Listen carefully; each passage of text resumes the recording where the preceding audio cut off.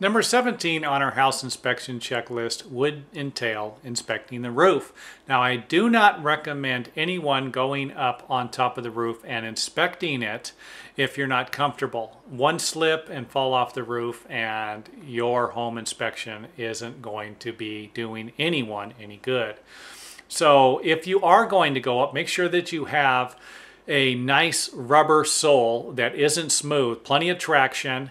And if I wouldn't even go up on a roof that's more than 20 degrees, at more than a 20-degree angle, just because they are difficult to walk on. Now, you can inspect a roof with a pair of binoculars. So get out a pair of binoculars and go down on the ground and give yourself a nice safe inspection there. Or you could always use a camera with a telephoto lens, take some pictures and then evaluate them later.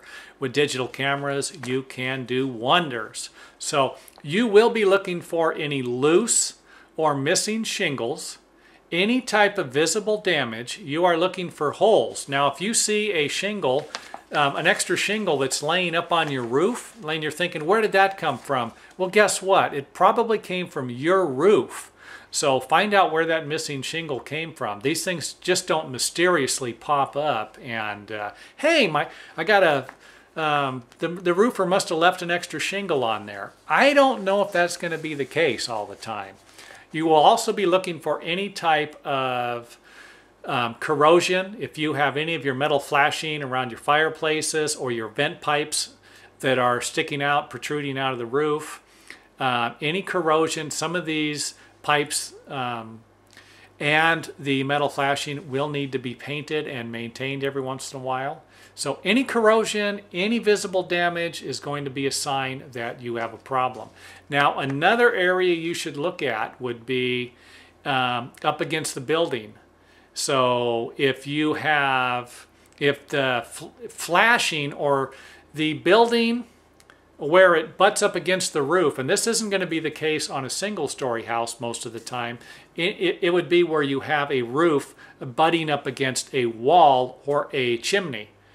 And you want to look for any type of damage there. Sometimes if the builder didn't properly flash these areas and didn't use a Z-bar metal, you know, they just got the roof butting up against the roofing materials butting up against the wood siding or the stucco, you could have a problem. So you would know if you have a problem with the roof, though, by looking underneath these areas. If you have access to the attic or the ceilings that are located directly under these areas aren't damaged, you don't have to worry about it. But if they are, then you might know what the culprit is, and it will need to be fixed. Anything with your roof needs to be fixed as soon as possible. It's what's protecting the rest of your home.